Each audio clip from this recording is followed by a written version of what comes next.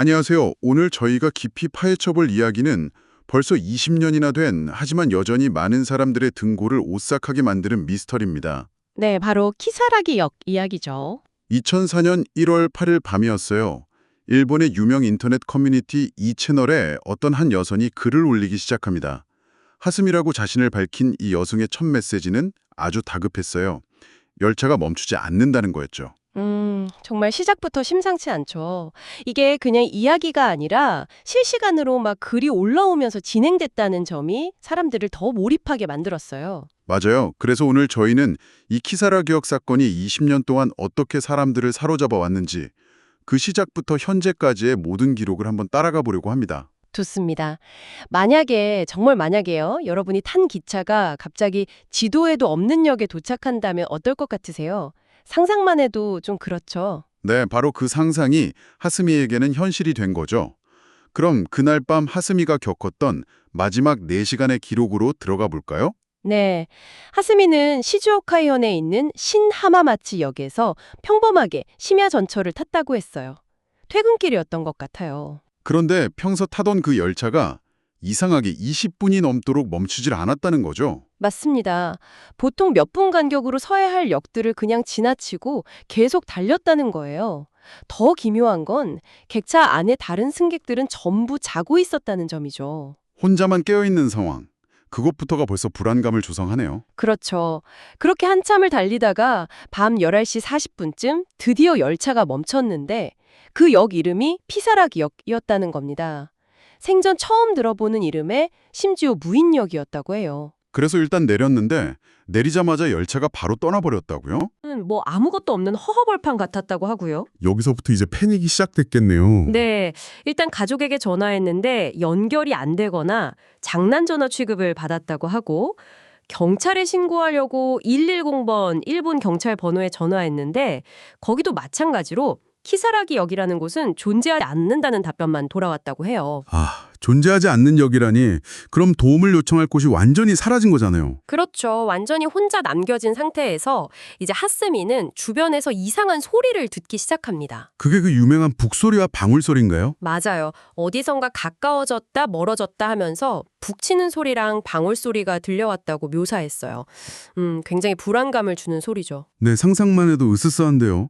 그리고 또 다른 기묘한 만남도 있었다고요? 네, 어떻게든 역을 벗어나려고 선로를 따라 걷기 시작했는데 저 멀리서 외다리 노인이 나타났다고 해요. 네, 외다리요? 네, 한쪽 다리만 있는 노인이 선로 위에 서 있었다는 건데 더 무서운 건 하스미가 공포에 질려 뒤돌아보니까 그 노인이 감쪽같이 사라지고 없었다는 거죠. 와, 이건 정말 현실이라고 보기 어려운 장면인데요. 그렇죠. 점점 다 초현실적인 공포 속으로 빠져드는 거죠. 결국 선로를 계속 걷다가 터널을 발견하고 그 터널 앞에서 어떤 차를 만나게 됩니다. 그 친절한 운전자요? 네, 운전자가 어디까지 가냐 태워주겠다고 친절하게 말을 걸어왔다고 해요.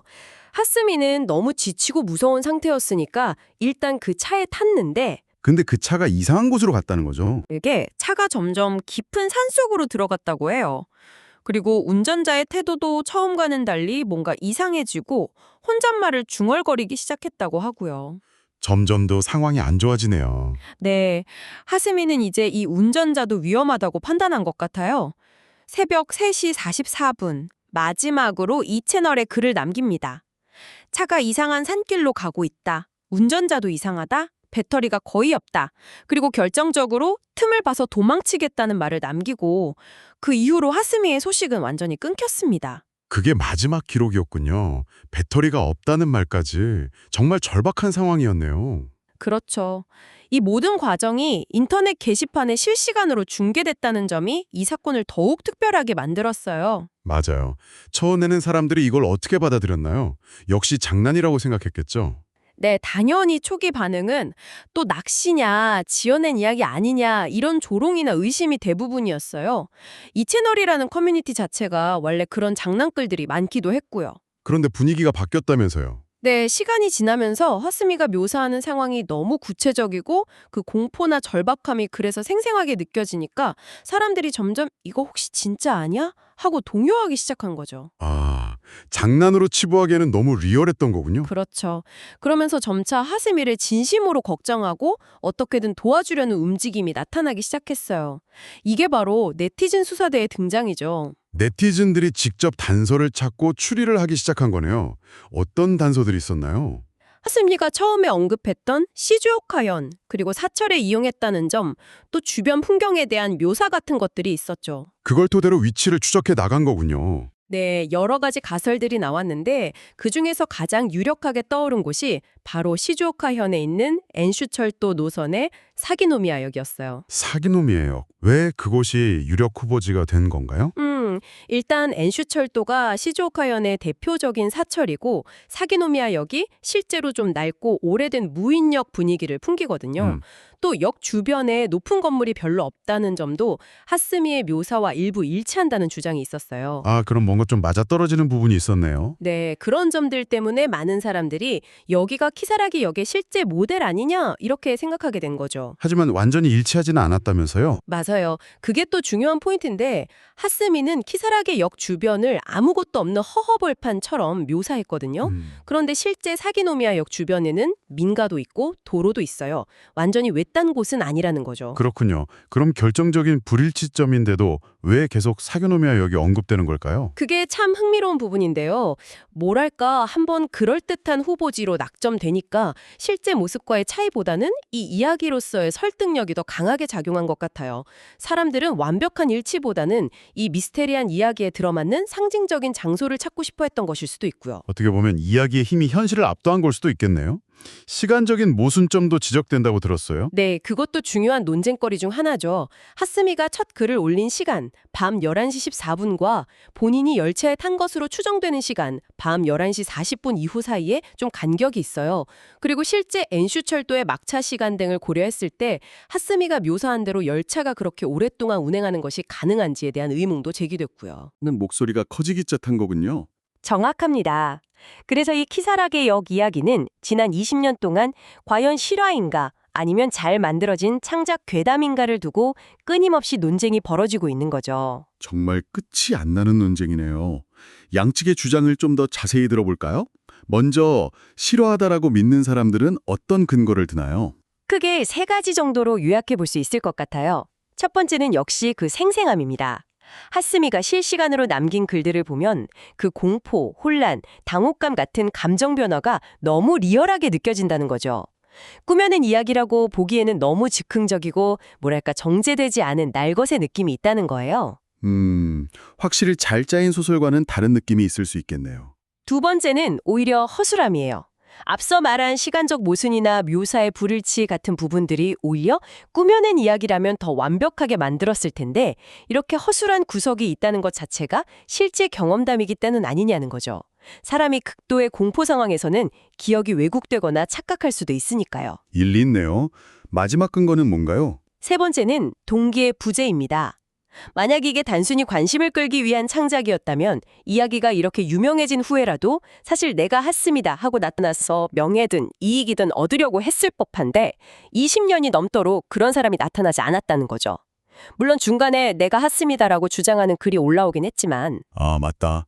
7년 뒤에 생환했다는 글이 올라왔었다고 했죠. 네, 2011년에 자신이 하스미라고 주장하는 인물이 나타나서 다른 세계에 있다가 돌아왔다는 식의 글을 남겼어요. 그런데 그 글의 진위 여부도 불확실하고 오히려 기존 이야기의 신비감을 해친다는 비판도 많아서 정설로 받아들여지지는 않아요. 그렇군요. 그럼 반대로 이건 창작이다라고 보는 쪽의 근거는 뭘까요? 이것 또한 세 가지 정도로 정리해 볼 수 있을까요? 네, 갈량합니다. 첫 번째는 너무 잘 짜인 서사 구조예요. 실화론 쪽에서는 허술함을 근거로 들었지만 창작론 쪽에서는 오히려 그 반대죠. 이상현상 발생, 고립, 기이한 존재와의 만남, 의문의 조력자 등장, 위기 고조, 그리고 갑작스러운 연락 두절까지. 이게 공포 이야기의 클리셰를 너무 잘 따르고 있고 긴장감을 고조시키는 장치들이 아주 시기적절하게 등장한다는 거예요. 마치 잘 쓴 각본 같다는 거죠. 듣고 보니 그렇기도 하네요. 두 번째는요? 두 번째는 전형적인 괴담 요소의 활용입니다.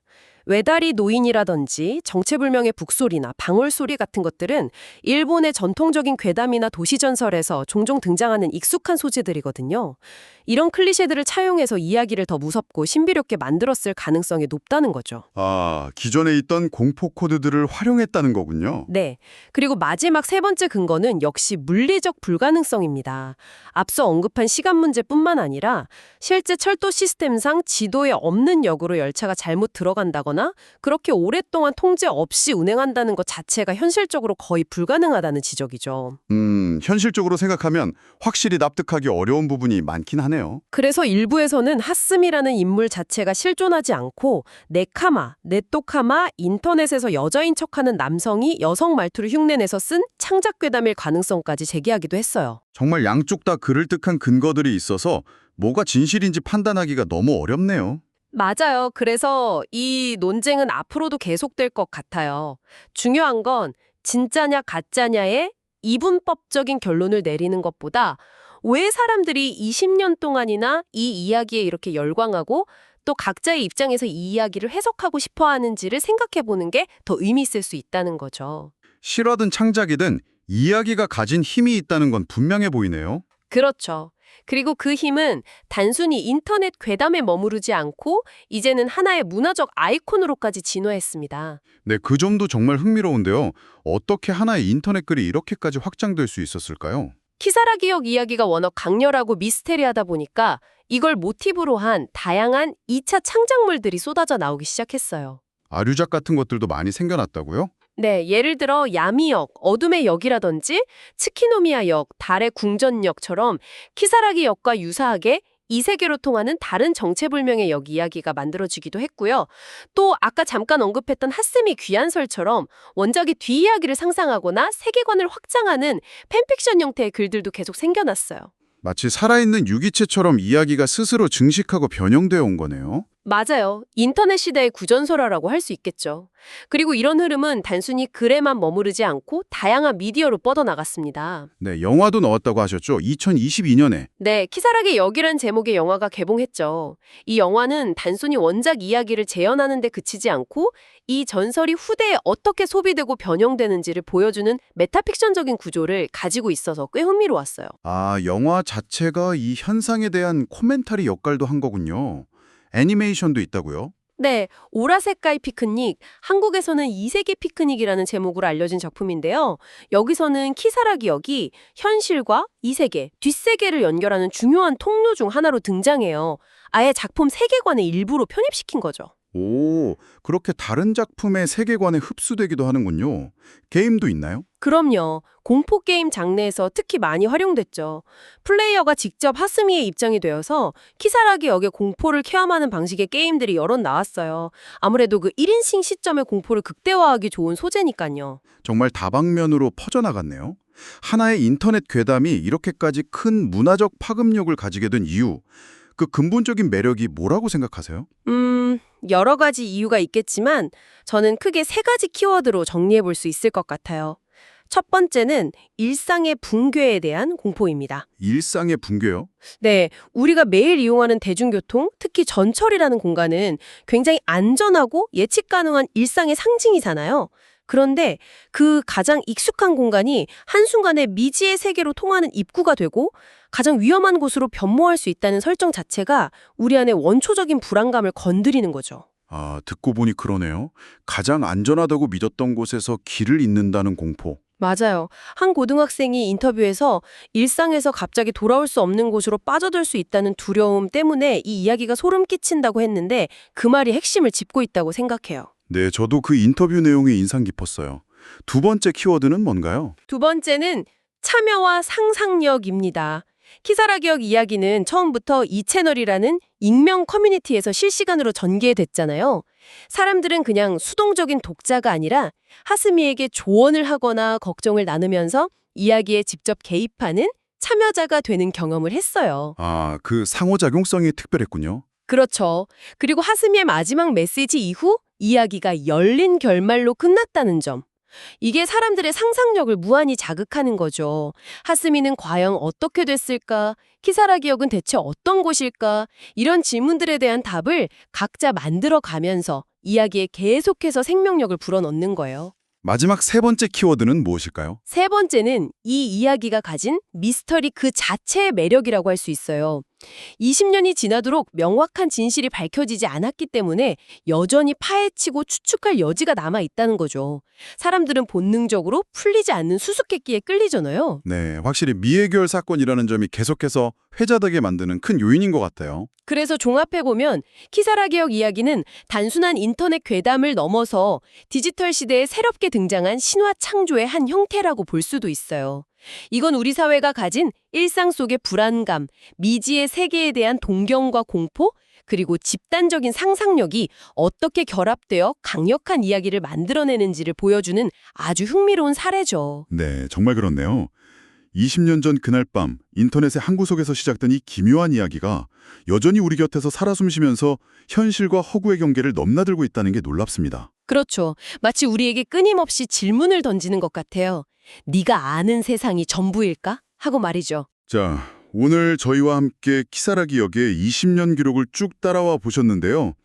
청취자 여러분께 마지막으로 질문을 던지며 마무리할까 합니다. 네. 여러분에게 키사라 기억 이야기는 무엇을 의미하나요? 그저 흥미로운 인터넷 괴담일 뿐인가요? 아니면 이 시대가 만들어낸 새로운 형태의 신화일까요? 한 번쯤 생각해 보시는 것도 좋을 것 같습니다. 오늘 이야기는 여기까지입니다. 다음에도 흥미로운 주제로 찾아뵙겠습니다.